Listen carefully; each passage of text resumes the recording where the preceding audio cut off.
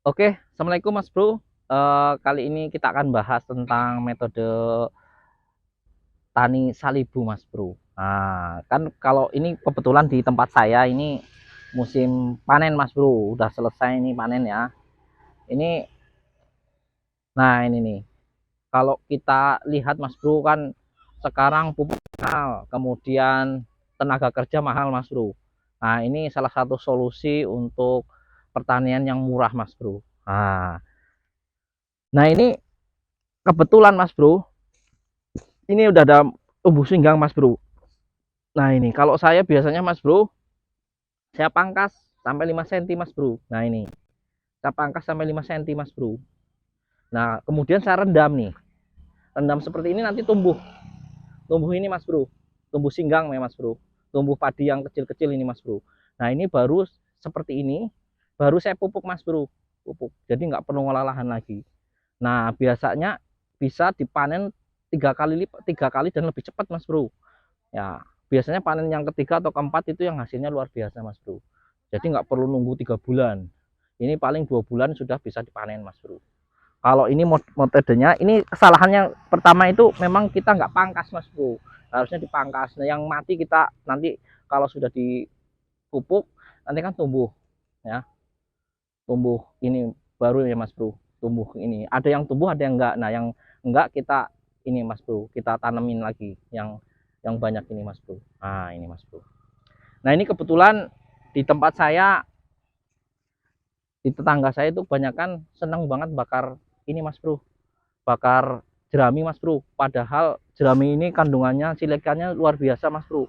Ada kandungan silika, ada kandungan kalium. Nah, kandungan silika ini adalah kandungan sebenarnya yang luar biasa di batang padi. Hampir 60-70% itu kandungan silikanya di batang padi. Kenapa kok petani di Indonesia kok suka bakar ini Mas Bro? Saya belum nggak paham Mas Bro. Padahal saya lihat di Vietnam, di Thailand, ya ini jerami ini nggak pernah dibakar Mas Bro, buat pupuk Mas Bro, buat pupuk lagi. Nah saya juga kalau ditanam padi, saya nggak pernah pupuk banyak-banyak Mas Bro, sehektar paling 1,5 kintal, 2 kintal udah terlalu banyak Mas Bro. Karena apa? Saya memanfaatkan jerami Mas Bro. Jadi jangan sampai jerami ini malah dibakar. Sayang sekali Mas Bro. Akibatnya apa? Ketika nutrisi organik ini di silika ini dikurangi, akibatnya mudah terkena hama. Karena unsur batang, unsur buah yang menentukan adalah ini silika ya Mas Bro. Nggak mudah terkena jamur, nggak mudah terkena penyakit, itu adalah silika. Nah sayang sekali tempat ini dihancurkan Mas Bro, dibakar maksudnya Mas Bro. Nah ini sayang sekali Mas Bro. Nah ini sayang sekali sehingga nanti pupuknya boros Mas Bro. Borosnya gimana Mas Bro? Kalau di tempat saya itu, di tempat tangga saya itu sampai mupuk itu seperempat seperwolon ya Mas Bro, itu nyampe 2 kintal, kayak 1 hektar Mas Bro. Ngeri mupuknya saya Mas Bro. Pupuk sekarang udah 700.000 Mas Bro. Nah ini sayang sekali Mas Bro. Nah kalau di Jepang, di Thailand menerapkan metode seri Mas Bro, tanam usia bibit muda. Kalau di sana menerapkan, mereka di Thailand itu belajarnya dari Indonesia Mas Bro, dari pertanian Bogor Mas Bro. Nah kebetulan rajanya mengirimkan 17 utusan dan menerapkan sistem pertanian seri, malah diterapkan di sana di Thailand, padahal pertama kali yang kita belajar itu adalah orang Indonesia Mas Bro. Nah sayang sekali Mas Bro. Jadi kalau metode seri memanfaatkan apa yang ada di lahan, jadi nutrisi Mas Bro. Nah ini tempat kita enggak Mas Bro, pupuk kandang dibuang-buang, padahal pupuk kandang luar biasa. Di Thailand itu nggak pernah beli-beli pupuk Mas Bro, pupuknya juga cuman PSB, terus sama jerami sama pupuk kandang Mas Bro.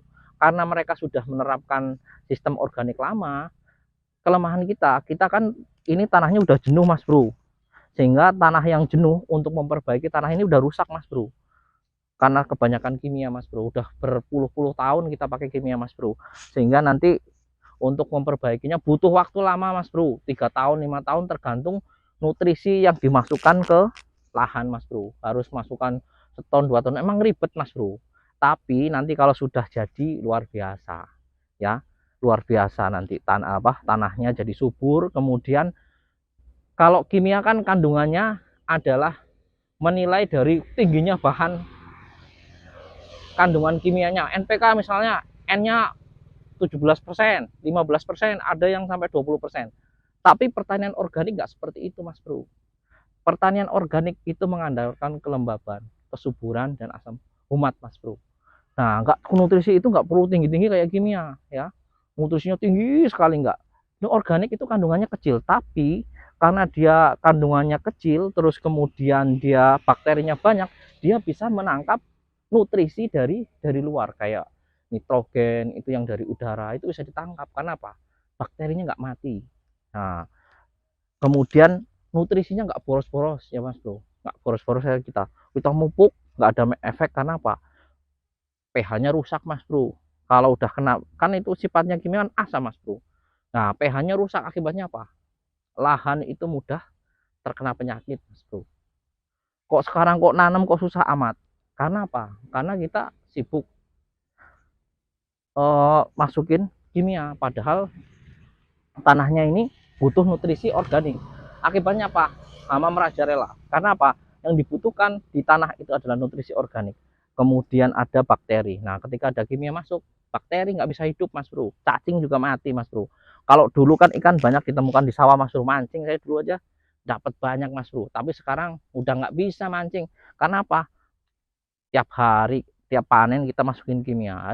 Harus imbang, Mas Bro. Kalau mau masukin kimia, kurangin lah dikit-dikit lah ya, Mas Bro. Kalau kita langsung ke organik, turunnya luar biasa. Maka dikurangin 10%, 20%, lama-lama nanti lepas Mas Bro. Nah, ini kuncinya.